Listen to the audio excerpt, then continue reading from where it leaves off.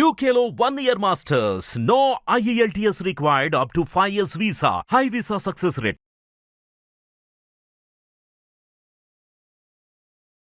నమస్తే. ఎన్నో ఆధ్యాత్మిక కార్యక్రమాలు మన ఛానల్లో ప్రసారమవుతూనే ఉంటాయి. చాలా మందితో ఆధ్యాత్మికమైనటువంటి విషయాలు నేను మాట్లాడుతూనే ఉంటాను. మీరు చాలామంది ఫాలో అవుతున్నారు. దానికి ముందుగా మీ అందరికీ కృతజ్ఞతలు. అయితే దసరా మహోత్సవం గురించి వివిధ గురువుగారులతో భక్తికి సంబంధమైనటువంటి విషయాలు చాలా మాట్లాడుతూనే ఉంటాం. ఎందుకంటే పండుగ సందర్భం కాబట్టి ఎవరు చెప్పినా భక్తిభావంతో వినాలి కాబట్టి మనం మాట్లాడుకుంటూ ఉంటాం. మనందరికీ సుపరిచితురాలు, చాలా ఆధ్యాత్మికమైనటువంటి విషయాలు, చాలా విషయాలు అవగాహన ఉన్నటువంటి వ్యక్తి. రాశి ఫలాల ద్వారా మనల్ని నిరంతరం పలకరిస్తూనే ఉంటారు. ప్రత్యేకమైన కార్యక్రమాలతో కూడా మనకి ఎన్నో కార్యక్రమాలు మన ఛానల్లో ఉన్నాయి. ప్రతి కార్యక్రమాన్ని మీరు చూసినా, వీడియోని చూసినా మనందరికీ సుపరిచితురాలే రఘుప్రియ గారు. ప్రముఖ ఆధ్యాత్మికవేత్త, జ్యోతిష్య, వాస్తుకు సంబంధించినటువంటి పండితురాలు. ఇక మీరు జ్యోతిష్యానికి సంబంధించి, వాస్తుకు సంబంధించి ఏదైనా వివరాలు కావాలి అంటే స్క్రీన్ మీద కనపడే నెంబర్కి కాల్ చేస్తే మేడంతో మీరు రఘుప్రియ గారిని కలవాలి అనుకుంటే నెంబర్కి కాల్ చేయొచ్చు. ఇక దసరాకి సంబంధించి పూర్తి వివరణ కొన్ని వీడియోస్ ద్వారా ప్రసారం చేసే ప్రయత్నం చేస్తున్నాం. దసరా మహోత్సవంతో పాటుగా అమ్మవారి అవతారాలు, 9 అవతారాలు, ఎందుకు అవతారం దాల్చడం, దాని వెనకాల ఉన్నటువంటి వృత్తాంతం ఏమిటి, మరి దసరా మహోత్సవాన్ని 10వ రోజు ఏ విధంగా జరుపుకోవాలి, ఆయుధ పూజ, ఇలా రకరకాల కార్యక్రమాలు. ప్రతి వీడియోని మొదటి నుంచి లాస్ట్ వరకు చూడండి. మీకు ఎలాంటి డౌట్స్ ఉన్నా లేదా కార్యక్రమం మీద మీ అభిప్రాయం తెలియచేయాలి అన్నా కామెంట్ బాక్స్లో తెలియచేయండి. మొట్టమొదటిగా అసలు దసరా మహోత్సవానికి సంబంధించిన వివరణ తెలుసుకునే ప్రయత్నం చేద్దాం. నమస్కారం అండి. నమస్తే అండి. ముందుగా మీకు దసరా శుభాకాంక్షలు. Thank you. మీకు ప్రేక్షకులకి కూడా దసరా శుభాకాంక్షలు. ఇక దసరా విజయదశమి విశిష్టతను వివరించండి. ఈ విధంగా జరుపుకోవాలి అని చెప్తూనే అసలు ఎందుకు జరుపుకోవాలి అది తెలియాలి కదా అందరికీ. ముందు అవును, కారణాలు చెప్తూ ఏ విధంగా జరుపుకోవాలి వివరణ ఇవ్వండి. తప్పకుండా. అసలు దసరా అనేది మన భారతదేశంలో హిందూ ధర్మం ప్రకారము పాటించే ప్రత్యేకమైన పండుగల్లో ఒకటి. అసలు దశహర అంటే దశ అంటే 10, హర అంటే హరించేది. అంటే మనకి మొత్తం ఎన్ని కలుపుకున్నా 10 కన్నా పాపాలు ఎక్కువ లేవు. సో ఈ 10 ఎన్ని పాపాలు తీసుకున్నా లెక్క పెట్టుకున్నా 10 కన్నా ఎక్కువ దాంట్లోనే అన్నమాట. అన్ని దాంట్లోనే తిరుగుతుంటాయి. మనకు ముద్దు పేరులాగా పాపాలకు కూడా అలా 10 పాపాలు, 10 పాపాలు, 10 రకమైన కష్టాలు. ఈ 11వది అనేది ఉండదు, ఎన్నైనా అందులోకే వస్తాయి. అయితే ఈ 10 పాపాలను, మనిషి చేసే 10 పాపాలను హరించేది దసరా. ఓకే, అదొకటైతే కనుక మనకి శరత్ ఋతువులో వస్తుంది కాబట్టి దీన్ని మనం శరత్ నవరాత్రులు అంటాము. శరన్నవరాత్రులు అంటాము. అయితే దీన్ని ఉత్తరాది వారు ఒక రకంగా, దక్షిణాది వారు ఒక రకంగా జరుపుకోవడం మనకి ఆనవాయితీగా వస్తుంది. అయితే ఉత్తరాది వారు అమ్మవార్లు 9 అవతారాలు ఒక రకంగా ఉంటే, మన వైపు దక్షిణాదిన ఉండే అమ్మవార్ల అవతారాలు గాయత్రీదేవి, లలితాదేవి, బాలా త్రిపుర, అన్నపూర్ణ, మహిషాసురమర్దిని, లక్ష్మి, సరస్వతి ఇలాగా మనకుంటాయి.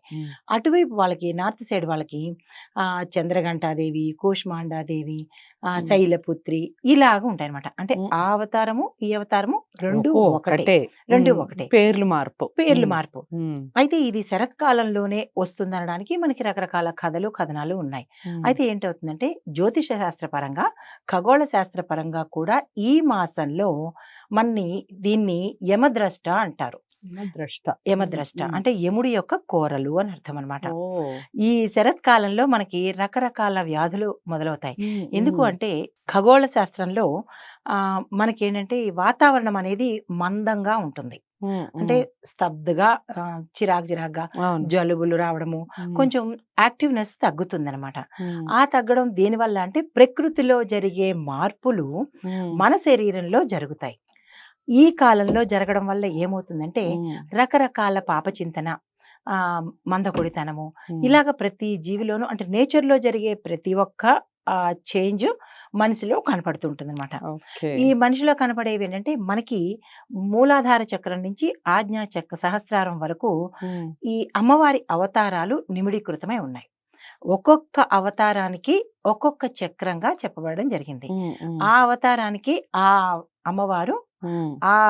మనకి చక్రానికి అధిష్టాన దేవతగా ఉన్నారు. హ్మ్. మామూలుగా చక్రానికి అధిష్టాన దేవత, మూలాధారానికి విఘ్నేశ్వరుడు, ఈ వేలైతే ఎలాగున్నాయో హ్మ్. ఈ హ్మ్. అవతారాల్లో ఈ రకంగా చెప్పబడింది అనమాట. హ్మ్. అయితే ఇది శ్రవణ నక్షత్రంలో, అంటే మనకి ఖగోళ శాస్త్రంలో శ్రవణ నక్షత్రం ఒక చెవి ఆకారంలో ఉంటుంది. హుహు. చెవి అంటే శ్రవణం అంటే శ్రవణం అంటే వినటం వినడం కదా! అన్నమాట, ఆ! అర్థం అన్నమాట. హ్మ్. హ్మ్. అంటే ఈ మాసంలో మనకి దైవిక శక్తులకి ఎక్కువ అవకాశం ఉంటుంది. ఎందుకంటే ఎక్కువ ఈ మాసంలో మనకి అమ్మవారు రావణాసురుడి, అంటే రకరకాల పురాణ కథలు ఉన్నాయి. హ్మ్. హ్మ్. దానిలో ఇదిగా ఈ కాలంలో కనుక అమ్మవారిని గనక మనం ఉపాసన చేసినట్టయితే, హ్మ్. మనము పూజలు చేస్తాము.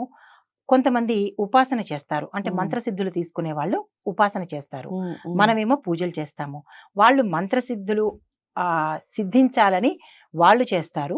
మనం ఏంటంటే మన కోరికలు, హ్మ్. దైనందిన ఇహ, పర కోరికలను హ్మ్. సిద్ధించుకోవడం కోసం మనం చేస్తామన్నమాట.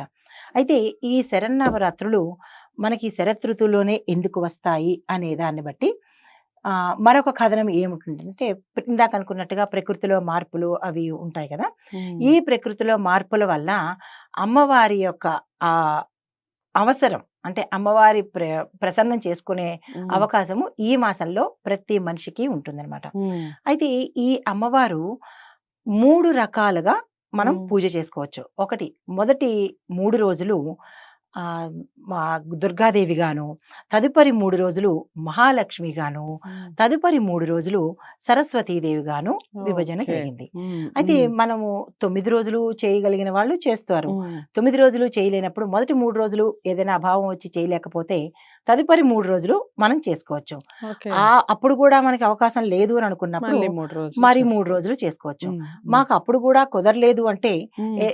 తదర్థం మనం 10వ రోజైనా సరే అమ్మవారిని అర్చించాలి. ఆరాధించాలి. అర్చించాలి. హ్మ్. హ్మ్. అయితే ఈ దసరా నవరాత్రుల్లో 9, 10 అవతారాలు అమ్మవారివే అయినా కానీ, ఏ రోజుకి ఆ అవతారానికి ఆ విశిష్టత ఉంది. ఆ అవతారానికి ఆ తల్లి ఎలా ఉద్భవించింది? హ్మ్. దాని ప్రత్యేకత ఏంటి? నైవేద్యాలు ఎలా ఉంటాయి? ఈ హ్మ్. నైవేద్యాలు మనకి ప్రకృతితో అనుసంధానమైన నైవేద్యాలు మాత్రమే మీరు చూసుకోండి. ఏ నైవేద్యమైనా మనకి ప్రకృతితో సంబంధించి ఈ శరత్కాలంలో వచ్చే మనకి ఈ ప్రాబ్లమ్స్‌ని సాల్వ్ చేయడానికి హ్మ్. ఆయుర్వేద పరంగా అనుకోండి, హ్మ్. ఆరోగ్యపరంగా అనుకోండి, ఖగోళ శాస్త్రపరంగా, జ్యోతిష శాస్త్రపరంగా అన్నీ నిమిడీకృతమయ్యి హ్మ్. ఈ నైవేద్యాలను పెట్టడం జరిగింది. ఓకే. మళ్ళా తర్వాత పూలలు, అమ్మవారికి సమర్పించే పువ్వులు, హ్మ్. రంగులు కూడా గాఢతైన రంగుల్ని తీసుకోలేదు ఆ తల్లి. హ్మ్. హ్మ్. అంటే మా కళ్ళకి గాని, శరీరానికి గాని చలవ చేసే రంగుల్ని మాత్రమే ఆ హ్మ్. తల్లి ఈ శరన్నవరాత్రుల్లో ఇష్టపడిందనమాట. హ్మ్. ఆవిడ ఇష్టమే కదా మనం చేసేది. అవును. అయితే దీనికి అనుగుణంగా ఇంకొక కథనం ఏంటంటే, అందరికీ తెలిసిందే అయినా కానీ, హ్మ్. మనకి దసరా శరన్నవరాత్రులు అంటే చెడు మీద, అంటే దుర్గామ్మవారి ఒక అసలు ఎందుకు ఉద్భవించిందనుకుందాం? హ్మ్. చెప్పండి. అదే చెడు మీద మంచి కోసమే. యెస్. హ్మ్. చెడు నుంచి మంచి, అంటే చెడుని సమాప్తం చేసి, సంహరించాలి. సంహరించి అందుకనే కదా! మంచిని హ్మ్. కాపాడడం కోసం హ్మ్. అన్నమాట. అయితే రాముడు కూడా రావణాసురుడిని చంపడానికి, అంటే పూర్వం కథంతా చాలా పెద్దదుంది. హ్మ్. క్లుప్తంగా రావణాసురుడి వధకి వెళ్ళినప్పుడు రాముడు ఈ కాలంలో వెళ్ళి చెడు మీద మంచిని సాధించాడు అంటారు. హ్మ్. ఇది హ్మ్. త్రేతాయుగంలో. రైట్. ద్వాపర యుగంలో ఈ వీళ్ళు వనవాసం చేసేటప్పుడు, అంటే యుద్ధానికి వెళ్ళేటప్పుడు కూడా హ్మ్. వీళ్ళు జమ్మి చెట్టు మీద తమ ఆయుధాలను పెట్టుకొని అవును. యుద్ధం చేసి తిరిగి ఇదే సమయంలో వచ్చారు. అంటే విజయాన్ని చేజిక్కించుకుని వచ్చారు అని కాబట్టే విజయదశమిగా అన్నారు. విజయదశమిగా వచ్చింది. అయితే మరొక విశిష్టత ఏంటి అంటే, హ్మ్. ఈ సమయంలో ఈ అమ్మవారిని పూజించిన, లేదా మనం ఏదైనా చెయ్యాలని అనుకున్న ముహూర్తాలు గాని, తిదివార నక్షత్రాలు గాని ఏమీ చూడాల్సిన అవసరం లేదు. ఓకే. ఏ పుణ్యకార్యం చేసుకుందామనుకున్నా, హ్మ్. ఏ హ్మ్. శుభకార్యం చేద్దామన్నా, చెవులు కుట్టించడం గాని, నామకరణం కానీ, హుహు. దేనికైనా ముహూర్తాలు గాని, ఇప్పుడు కొత్త ఇల్లు కొనుక్కుంటారు. హ్మ్. దానికి హ్మ్. అసలు ముహూర్తం అనేది అవసరం లేదు. ఈ 10 రోజుల్లో ఎవరైనా ఎటువంటి కార్యాలైనా చేసేసుకోవచ్చు అనమాట. అది కూడా ఈ దసరా యొక్క విశిష్టత. అయితే ఈ అమ్మవారిని ఒకవేళ మనం ప్రయాణాల్లో ఉన్నాము, చెయ్యలేకపోయాము, అప్పుడు ఏం చేయొచ్చు అంటే ప్రేక్షకులకి సులువుగా ఉండే విధానం చెప్తున్నాను. ఈ 9 రోజులు మనం పీఠం పెట్టి కలశం పెట్టి షోడశోపచార పూజలు అవి మనం చెయ్యలేము. అయితే లేదా వేరే వాళ్ళ ఇంట్లో ఉన్నాము, దానికి తగ్గట్టుగా ఆ తల్లి చూసేది భక్తి శక్తి. ఒక చిన్న అమ్మవారి చిత్రపటం తీసుకోండి, ఏమీ అక్కర్లేదు. అమ్మవారి చిత్రపటం, మీరు ట్రావెలింగ్ లో ఉన్నారు లేదా వేరే వాళ్ళ ఇంట్లో ఉన్నారు, అమ్మవారి చిత్రపటం తీసుకొని ఆ తల్లికి ఓం దుమ్ దుర్గాయ నమః సింపుల్. నైవేద్యం పుష్పం మనఃకవలం, మనస్సుని పువ్వుగా ఆ తల్లికి సమర్పించండి. ఇది ఏంటి సులువు కదా, ఇది అన్ని పాటించేద్దామంటే కాదు. ఇది ఎప్పుడు అంటే భావంలో ఉన్నప్పుడు మాత్రమే అనే కమలాన్ని ఇచ్చి నైవేద్యాన్ని మన కాయం అంటే కోరికని నైవేద్యంగా పెట్టండి. ఇప్పుడు మనం ట్రైన్లో ఉంటాము, ఏమీ చేయలేకపోతాము, అప్పుడు ఆ తల్లి మనసారా తలుచుకుని మనస్సు అనే పుష్పాన్ని సమర్పించి కాయం అంటే కోరిక, ఆ కోరికను ఆ తల్లికి సమర్పించండి. తప్పకుండా చేస్తుంది. అంటే ఇవేమి మనం చెయ్యలేము అని అనుకున్నప్పుడు అభావంలో చెప్పిన ఉపాయమే తప్ప ఇదే చేసేసుకుంటాం, మనకు అన్ని రకాలుగా బాగుంది అయినప్పటికీ ఇదేదో సులువుగా ఉంది అనుకుని ఇది చేసుకోవడానికి అవకాశం లేదనమాట. అయితే మరొకటి, ఇది ఎలా అంటే దీన్ని ఎలా పూజ చేయాలి అంటే దీనికి ఒక విధి విధానం అనేది ఉంది. మొదటి రోజు పాడ్యమి రోజు కలశ స్థాపన చేసుకోవాలి. అది నార్త్ వైపు వాళ్ళకి అంటే ఉత్తరాది వారికి ఒక నియమం ఉంది, దక్షిణాది వారికి ఒక నియమం ఉంది. మన వైపు కలశ స్థాపనకి చాలా విశిష్టత ఉంది. మనం ప్రత్యేకించి అమ్మవారిని పెట్టామంటే ఏమనుకుంటాము, మా ఇంట్లో కలశం పెట్టాము అని అనుకుంటాము. ఆ కలశం ఎలా పడితే అలా పెట్టేయడం కాకుండా దాన్ని ఏ దిక్కున పెట్టుకోవాలి, ఉత్తర ఈశాన్యంలో పెట్టుకోవాలి. ఎందులో పెట్టుకోవాలి అంటే ఇవన్నీ మనకి తరచూ వచ్చే డౌట్లే.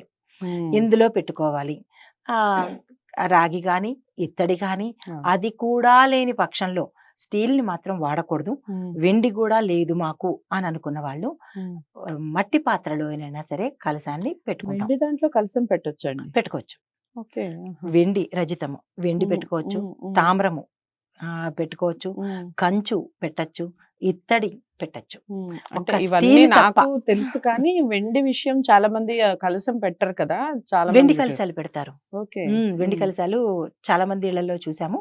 అంటే అంత శక్తి ఉన్న వాళ్ళకి, ఇప్పుడు మనకి కొంతమందికి వెండి అవకాశం లేదు అంటే ఇవన్నీ ఆప్షన్స్ అన్నమాట.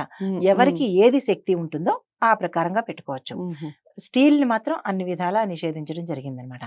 అయితే దీన్ని అమ్మవారు లోహమూర్తి అని కూడా అమ్మవారిని పిలుస్తారు.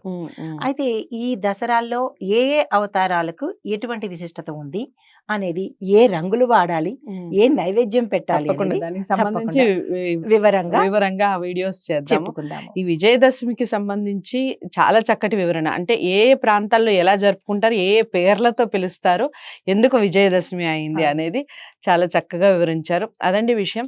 మనకి ఏ పేరుతో పిలిచినా అమ్మ పలుకుతుంది. అమ్మ అమ్మే కదా, సర్వాంతర్యామి. మరి మీకు ఈ వీడియో నచ్చిందనే అనుకుంటున్నాను. నచ్చితే తప్పకుండా లైక్ చేసి అందరికీ షేర్ చేసే ప్రయత్నం చేయండి. ఛానల్ని సబ్స్క్రైబ్ చేసుకోండి. మీరు రఘుప్రియ గారిని కలవాలి అనుకుంటే స్క్రీన్ మీద కనపడే నెంబర్కి కాల్ చేయండి. నమస్తే.